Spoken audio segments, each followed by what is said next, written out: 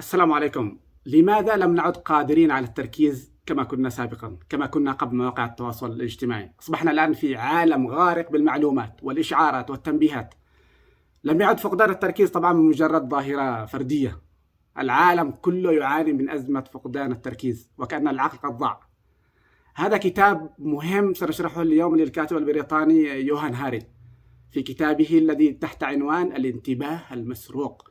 طرح هذا السؤال العميق: لماذا لم نعد قادرين على التركيز كما كنا سابقا أو كما كنا من قبل؟ يحاول يوهان هاري أن يجيب من خلال رحلة بحث امتدت لسنوات التقى فيها طبعا علماء أعصاب، خبراء في علم النفس، مصممي تكنولوجيا، أشخاص تركوا وسائل التواصل ليجدوا أنفسهم من جديد. ركزوا، وجدوا أنفسهم وكأنهم كانوا ضايعين. بسبب ماذا؟ بسبب إدمان مواقع التواصل الاجتماعي. أصبح كل شيء مسروق، حياتهم مسروقة. طبعا حسب الكتاب الخلل ليس فينا، بل في البيئة التي تحيط بنا وفي عاداتنا التكنولوجية اليومية المنهمكة كثيرا في مواقع التواصل وبلا حدود أو اعتبارات أو فكر أو عقل حقيقي. يبدأ هاي الكتاب بتفكيك الفكرة الشائعة التي تحمل الأفراد مسؤولية ضعف التركيز.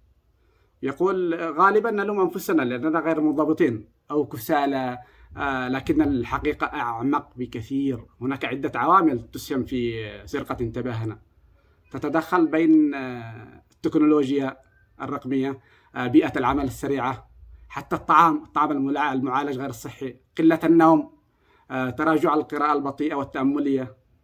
إلا أن العامل الأبرز والأكثر تأثيرا هو بين قوسين، حطوا بين قوسين، اقتصاد الانتباه الذي صنعته شركة التكنولوجيا، حيث يصبح الإنسان وكأنه سلعة. ماذا يقول هاري؟ يقول إن شركات التكنولوجيا الكبرى مثل ميتا وتيك توك يوتيوب وغيرها تبيع خدمات مجانية كما نعتقد إحنا، لكن للأسف هي تبيع أوهامنا، تبيع انتباهنا للمعلنين. كل دقيقة أو كل ثانية تقضيها أنت هو استثمار لهذه الشركات، وبقاءنا أطول وقت ممكن تم تصميمه بطريقة تشبه المقامرة. هذه المقامرة تتكون من إيش؟ من التمرير اللانهائي، الإشعارات الحمراء اللافتة هذه أحببتها ومدري إيش، نظام الإعجابات، المشاركات، الفيديوهات القصيرة التي تبقي الدماغ في حالة ترقب دائم، تنتقل من فيديو إلى فيديو، من فيديو إلى فيديو، وما في أي فائدة حقيقية. يقول هاري إنها ليست معركة بينك وبين هاتفك، بل بينك وبين آلاف المهندسين الذين يسعون لتكسير تركيزك في كل ثانية. هناك أيضا يتحدث حول نقطة مهمة يجب أن نركز عليها. يقول بأن مواقع التواصل لا تسرق انتباهنا فقط، بل تعيد تشكيل عقولنا بطرق خفية، مثل الإدمان على التحفيز الفوري. كل عقاب أو إشعار، يعني كل عقاب أو إشعار مثلا فيسبوك أو غيره يولد دفقة من الدوبامين، فيتعود الدماغ على المكافأة السريعة ويصبح أقل صبرا على المهام الطويلة. كل شوية تشوف هل في عقاب، هل في تعليق. هذه الأمور تؤدي إلى تآكل التفكير العميق للأسف. فعندما ننتقل من فيديو إلى آخر أو من إشعار إلى آخر نفقد القدرة على الغوص في فكرة واحدة لفترات طويلة. والمشكلة أننا نتلقى عديد من الإشعارات في لحظات زمنية متقاربة، فيسبوك، منصات إكس، واتساب، إنستغرام، شغلة، ربشة.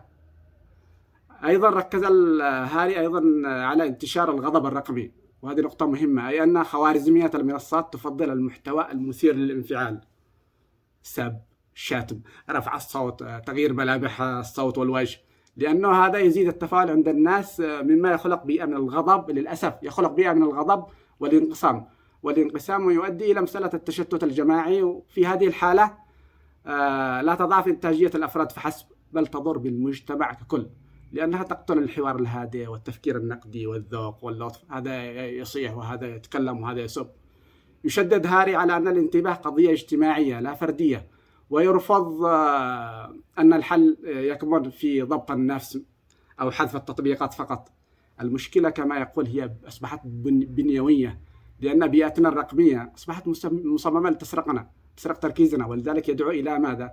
إلى تنظيم قانوني للتكنولوجيا يضع قيودا على تصميم الإدمان، مثل مناهج تعليمية جديدة تعيد بناء مهارات التركيز لدى الأطفال، إصلاح بيئة العمل لتقليل تعدد المهام والضغوط الرقمية.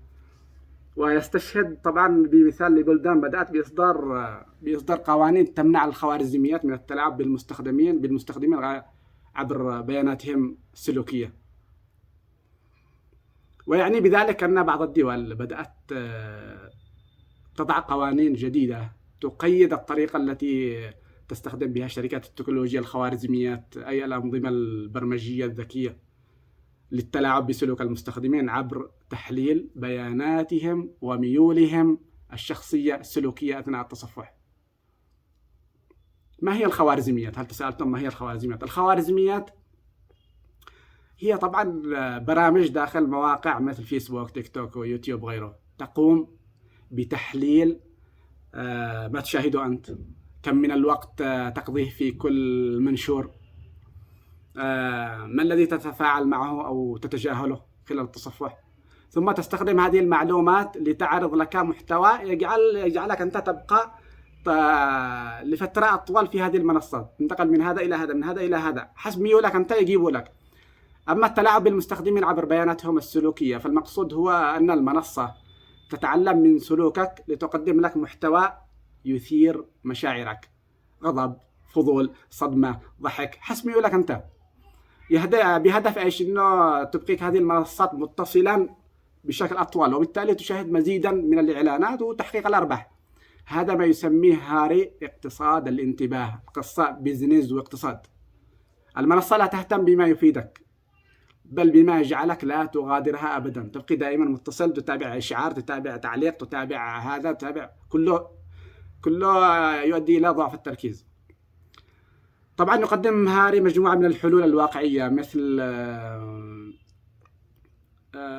الصيام الرقمي، تخصيص فترات من اليوم بدون أي أجهزة أو إشعارات، القراءة اليومية البطيئة، قراءة كتب ورقي بتركيز لوقت محدد. ينصح أيضا بالنوم الكافي، لأن الحرمان من النوم من أكبر أعداء التركيز. تركز، نام سوا، نام بشكل جيد. المشي في الطبيعة يتيح للدماغ النفسي إعادة التوازن. تحديد استخدام مواقع التواصل بجدول زمني صارم، يؤكد أن الهدف ليس الانعزال، بل استعادة السيطرة على وقتنا وانتباهنا. ركز، إعادة السيطرة على ذاتك بشكل عام، الوقت هو الذات. التأمل الفلسفي، شوف ماذا خسرنا فعلا، إيش عملنا. يتأمل أيضا خسائرنا القدرة على التفكير بعمق، خسرنا الحب الحقيقي، خسرنا الإصغاء للآخرين بشكل جيد، خسرنا الإبداع الفعلي. هذه القدرات تحتاج إلى زمن هادئ، مساحة ذهنية نظيفة عشان ترجع يعني بشر صحيح. يقول هاري في إحدى العبارات المؤثرة: أحب الشخص الذي أكونه حين أقرأ كثيرا، وأكره الشخص الذي أكونه حين أقضي وقتا طويلا على مواقع التواصل.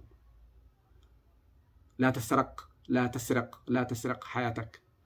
كتاب الانتباه المسروق هذا ليس مجرد نقد للتكنولوجيا أو لهذا الموقع، بل دعوة إنسانية لاستعادة جوهرنا، لاستعادة دماغنا، لاستعادة حياتنا إلى الأفضل.